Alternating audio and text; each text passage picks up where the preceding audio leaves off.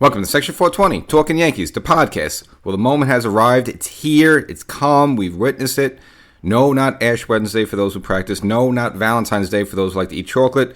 Pitchers and catchers reported to spring training. So, yes, we are officially underway. Could kind of say this is the 2024 baseball season. So, you didn't believe me, but I told you it was coming. Here it is. So, before we get started, a couple of storylines coming out of the opening day. Of course, Aaron Boone gave the press conference. Well, I guess not opening day, but I guess the first days of pitchers and catchers reporting to spring training. But nevertheless, got the whole spring to go. Plus, we'll get into some spring training games coming up soon. And before you know it, we'll be at Yankee Stadium in the Bronx with actual baseball games. So make sure you subscribe to the podcast. Section 420 Talkin Yankees, the podcast, wherever you get your favorite podcast. And also, you make sure you get over to the YouTube channel there as well. Section 420 Talkin Yankees, the visual version of the show, the VV version of the show. Get episodes there as well. But again, you want to be a podcast subscriber because you probably get things a little sooner. You probably get things a little bit more often. So, you don't want to go through the long withdrawals without Section 420 Talkin Yankees. So make sure you subscribe to the podcast. So the moment arrived. Pitchers and catchers reported. Now, we know there's been a couple of players and pitchers there ready for a while. Mainly Carlos Rendon as well as Nestor Cortez, kind of working back from their injuries from 2023. But of course, now you got the full squad of pitchers there. And of course, Aaron Boone giving his first press conference. Not really big out of that, but of course, I guess two things really come out of that. Was one being that he's quote-unquote hell-bent on being a world champion. So, we never really seen that type of strong language from him. I don't say it's strong, but, him just being that really direct about it. He's just kind of, beats around the bush. Yeah, we give it our best shot, all that stuff. But actually saying we want to be champions there. So, little drive out of him. This is a little different, just than we would normally see out of Boone. And is that because, kind of just, just sticking Girardi up there in the Yes broadcast booth to kind of criticize his moves? I don't know. But nevertheless, a little bit of a fiery Boone. But of course, a little drama there. We hear that now Scott Efros.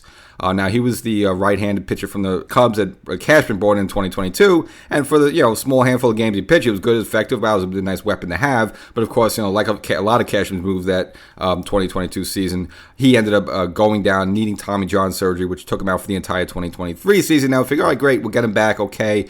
Just because, he'd be important, especially the fact that now Michael King is shipped out there to San Diego. But now we hear that he's had a setback. So it turns out he actually had a back surgery in December, which, the Yankees kept the lid on, and and Boone let it out that he did have that procedure. So now you're looking at a situation where he's going to be pushed back. They officially put him on the 60-day IL list. But now this is like a guy like, I don't know, maybe he's going to come back in the middle of the season, or maybe we just don't see him at all. And it's kind of disappointing because he was supposed to be someone you want to count on, just the fact that Michael King wasn't around anymore.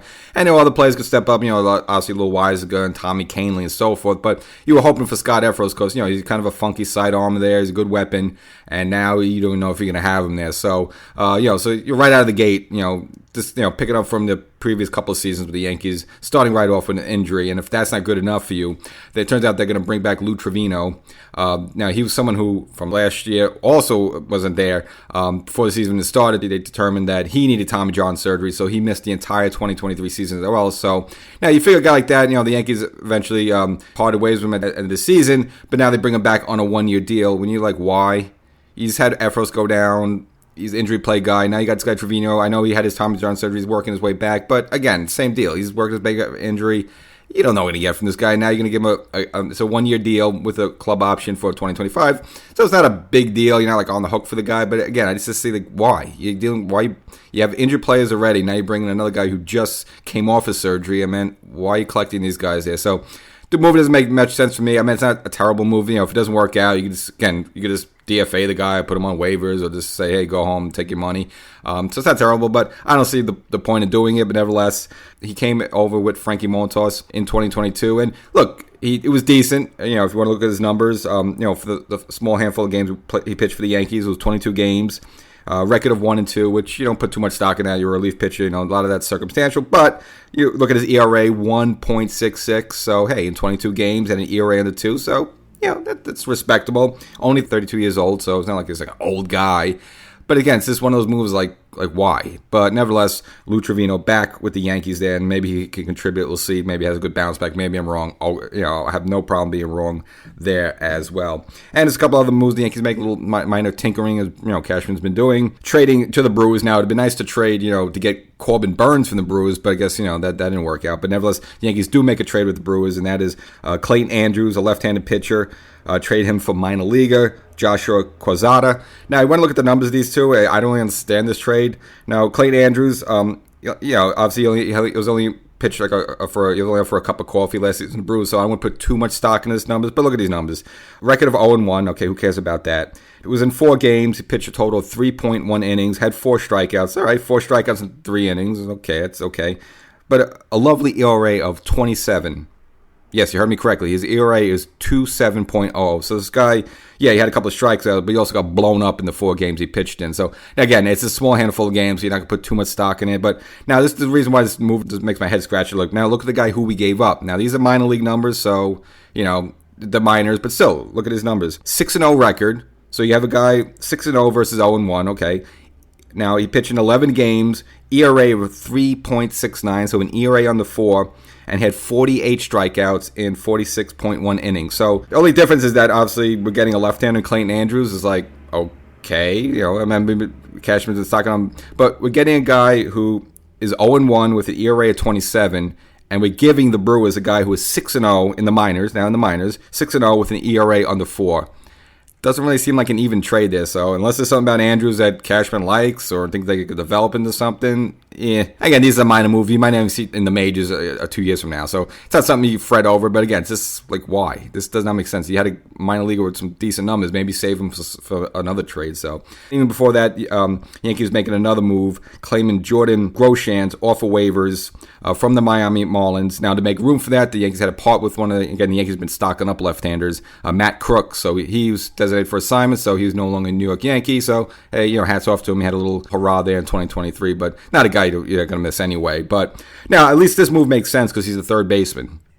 Obviously the Yankees right now slot a DJ there for third base, but to have someone who actually a comparable guy who could play third base. Obviously the Yankees would probably mix in Peraza there as well a little bit, but this guy's an actual third baseman. So this move at least makes sense. And Matt Crook, if you got to say goodbye to him, it's really no skin, whatever. it doesn't make a difference anyway. So this move at least makes sense. I would applaud Cashman for this one.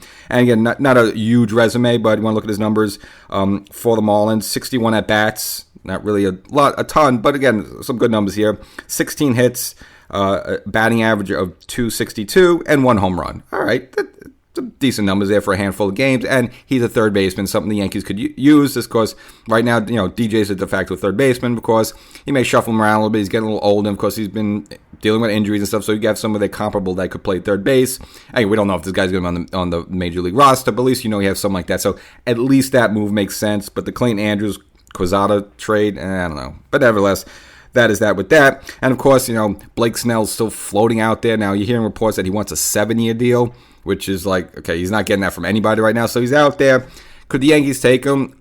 Yeah, I've heard people say, the whole thing is like, well, the Yankee thing to do is that right after the Baltimore picked up Corbin Burns, that the Yankees would answer right back with getting Blake Snell. Like, don't do something stupid out of that. Just, if the move makes sense, make it. But 7 years for that guy is way too much. 6 years is probably too much, though. So I would, again, it'd be nice to have Blake Snell here. Of course, it gives you a much better chance to win a World Series next year. But, you don't want to be on a long hook for someone who's like, he has a good resume, but it's, he's this guy that maybe 3 years from now could start falling off. You don't know that much. So I would not invest 7 years in this guy, even 6 years in a guy. So I think Cashman's doing the right move, saying, Pat, maybe, once we start, getting into the season, maybe Blake Snell and his agent come together and say, all right, let's give in. And maybe the Yankees could get him for 5 years. But okay, maybe I'll entertain that. But Blake Snell in dreamland right now, thinking he could get a 7-year deal. But he remains unsigned, so possibly could he come in at some point? Maybe, but I just don't think the Yankees are going to go there. Just the fact that they feel like they got the guy in Stroman.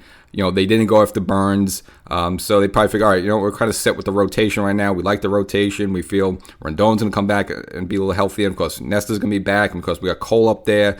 And they probably figure, all right, we'll just stand pat and go to war with this for now. And if we need somebody in the middle of the season, there's always a move to be made, and so I think that's where the Yankees are going to go at that point. This is getting probably, this is probably going to be the roster. And I mentioned before with Rendon, he reported to spring training early, and he gave us some statements. Obviously, lost some weight in the offseason. Feel like, obviously last year we know it was a disappointment, and shockingly, he shaved the mustache. So he felt that maybe it was just part of the whole, as he called it, bad juju in it. Maybe some bad vibes, and maybe figured just getting rid of the mustache and getting rid of all that, and having a healthy season where he's not kind of blowing up in the field and blowing kisses to the fan and showing up Matt Blake there on the pitcher's mound there. So this is going to be a sort of different Rendon there without the mustache. So if it was the mustache that was holding him back last season, then I'm glad he's shaving it off. So that's the episode. So the pitcher guy here reported. Next week will be the full squad of all the position players. And again, Boone out there putting the message that he's hell-bent on being a champion. So hopefully that is the case for 2024. We'll catch you next time.